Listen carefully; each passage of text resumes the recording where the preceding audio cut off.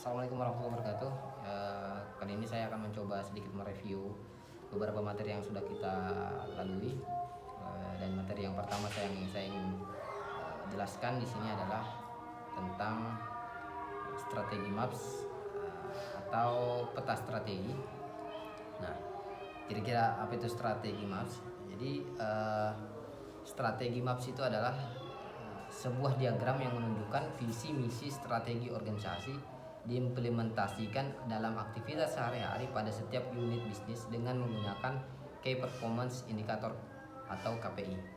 Nah, pemetaan strategi merupakan diagram yang menggambarkan bagaimana sebuah organisasi menciptakan nilai dengan menghubungkan tujuan strategis secara eksplisit mengenai hubungan sebab akibat atau sama lain yang dikelompokkan dalam 4 perspektif. Jadi kalau berbicara mengenai MAPS strategi ini artinya kita berbicara mengenai bagaimana kita mampu membuat sebuah strategi yang kemudian kita implementasikan dalam bentuk diagram-diagram ya. Nah, kemudian apa sih manfaat dari strategi MAPS ini? Nah, jadi ada beberapa manfaat yang bisa kita dapatkan dari manfaat strategi MAPS ini. Yang pertama adalah menetapkan tujuan keuangan dan pelanggan yang jelas. Kemudian yang kedua memvisualisasikan hubungan antara berbagai ide. Ya, kemudian ada mengidentifikasikan bagian-bagian penting dari organisasi yang akan mendukung usaha baru dan perubahan termasuk perubahan proses pelatihan dan bisnis yang diperlukan.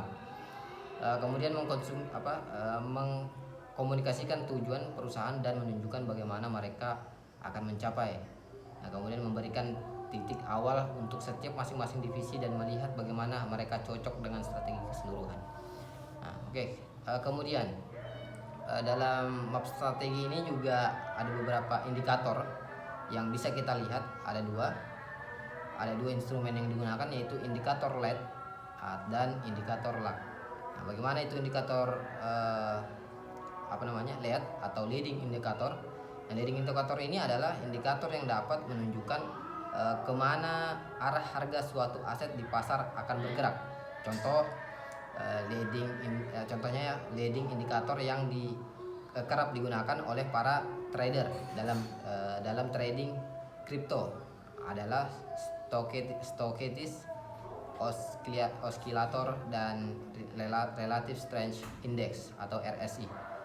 Berikut di bawah ini teman-teman, kalau yang kemarin kita lihat ya, itu ada beberapa yang perlu diperhatikan. Salah satunya kesiapan sumber daya manusianya, kemudian kesiapan sistem informasinya dan lain sebagainya, dan banyak macamnya.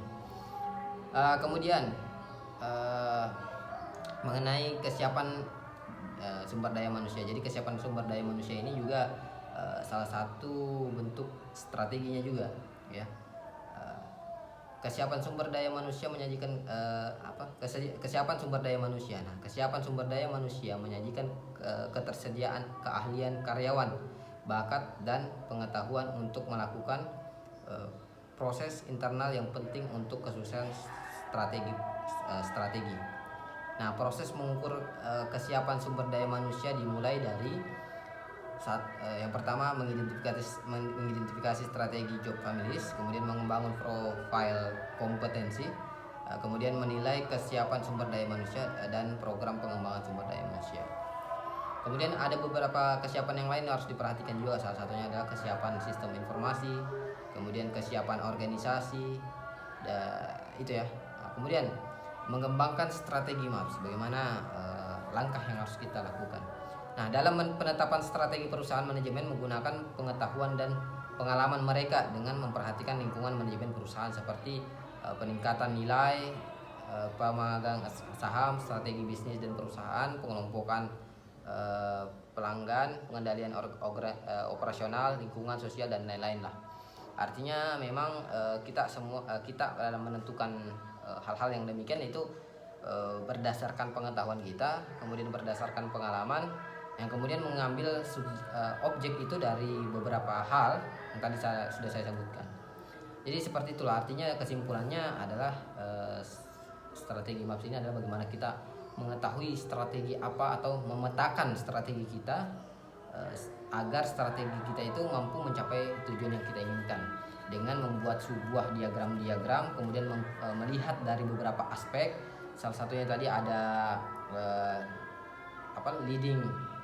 indikator LED dan indikator lag tadi. Jadi seperti itu, mungkin itu saja untuk materi pertama. Terima kasih banyak atas kesempatannya, saya kurang lebihnya mohon dimaafkan. Wassalamualaikum warahmatullahi wabarakatuh.